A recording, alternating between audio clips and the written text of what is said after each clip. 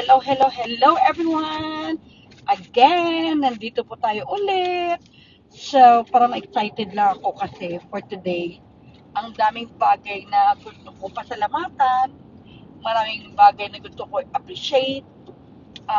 Kagaya ng sinabi ko kanina, The Beautiful Life, di ba? Parang continuation lang siya. Na alam mo ba yung pag may ginagawa kang kabutihan at kagandahan sa buhay, ramdam mo at na manifest mo rin sa buhay mo na hindi ka pinapabayaan ni Lord na He's always there to take care of you. Parang na-realize ko kanina, habang nasa bahay ako, yun ang palang panahon ng pandemic na na-realize ko kasi yung mga tao, sinisiraan nila yung mga nagtitinda, mga small and local businesses, at saka mga nagtitinda sa bangkita.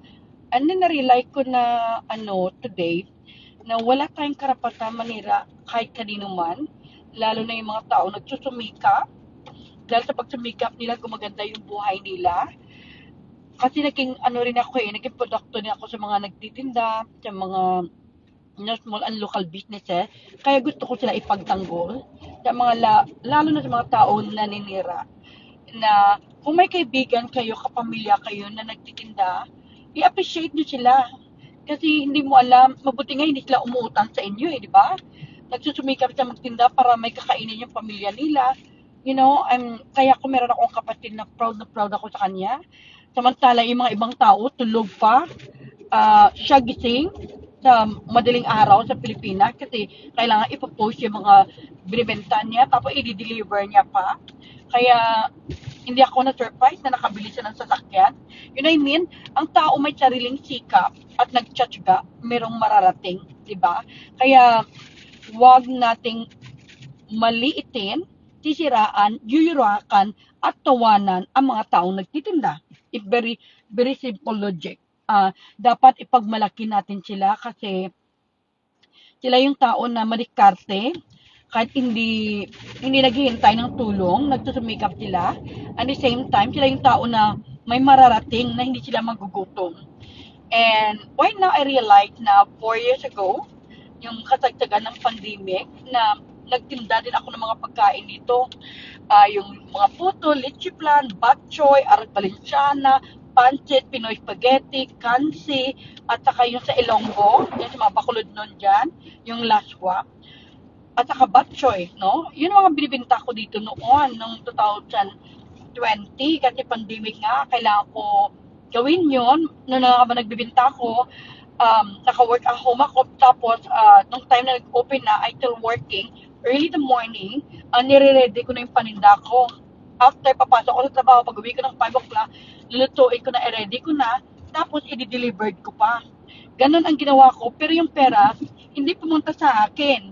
Ang ginawa ko yung pera, tinulong ko sa Pilipinas, kaya ako nakita yung mga post ko dyan, na maganda talaga yung may sarili kang diskarte. Marunong ka mag-fundraising para sa ibang tao na alam mo gusto mo silang tulungan pero ayaw mo humingi ng pera, humingi ng sponsor. So, ang ginawa ko, nagluto ako. So, dahil alam ko magluto ng batchoy, alam ko magluto ng arroz valenciana, puto, leche plan, kung ano pa. At the same time, nagkaroon ako ng maraming kaibigan sa Philam South Bay Community, kung nanonood kayo dyan. At doon nagsimula yung grupo namin, na ng mga nagtitinda, mga local businesses, and then nakatulong kami sa ibang tao. Kaya actually, napalabas yan sa TV Patrol News, sa Star Patrol News, yung pagtulong ko sa mga hilang sa kabataan, sa kababayan, kundi sa pamilya. Kaya guys, kung madiskarte kayo, nagtitinda kayo, huwag nyo ikahiya. Kasi para sa akin, kayo ang tunay na bayani sa sarili nyong pamilya. Dahil alam nyo magsumikap, hindi nyo hinayaan na yung mga anak nyo hindi makapag-aral, hindi nyo hinayaan yung mga anak nyo nagugutom, na magtinginan na lang kayo, wala kayong makakain, you know what I mean? Kaya, we need to be proud of kung yung pamilya nyo nagtitinda, kung ano man yung binibenta nila, of course, legal business, not monkey business, na ginagawa nila para makatulong sa pamilya nila. Importante yung meron kang sariling hanap buhay. At saka minsan, kung isipin mo, yung mga tao na nagbi-business, sila pa yung madaling umasenso. right? Compared sa mga tao hindi nagtitinda. Kaya nga, alam mo yung mga teacher sa Pilipinas dyan, alam ko yon na hindi lang sila nagtuturo, pati nagtitinda may po sa mga estudyante nila sa eskwelahan nila, at saka mga estudyante nagtitinda din ng mga pagkain para makapag-aral. At ang isa dyan na pinagmalalaki ko, yung Madikati na isang kilala na Lichiplan girl na viral sa Naga, di ba?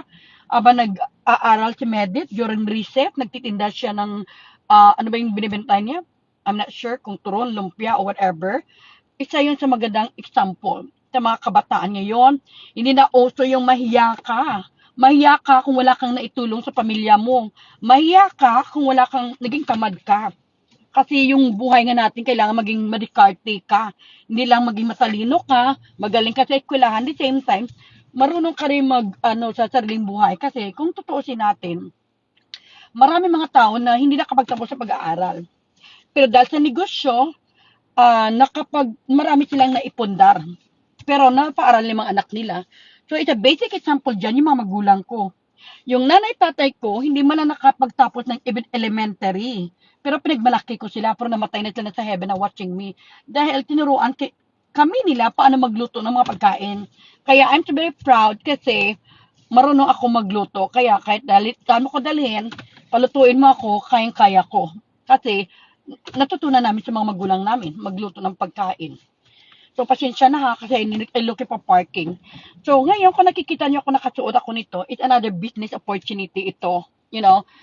Kasi ako, hindi ko sinasayang yung oras ko sa pag-aaral, pagtatrabaho, at the same time, magkaroon pa ng extra business. So, alam niyo na yun na I have 2 jobs right now, and then doing this business, and the same time, kasi hindi para sa sarili ko to, para sa mga tao na gusto kong tulungan na maiangat ang buhay nila, na lalo gaganda ang buhay nila. Kaya marami tayong pwedeng gawin sa buhay natin. Hindi lang para pansarili natin.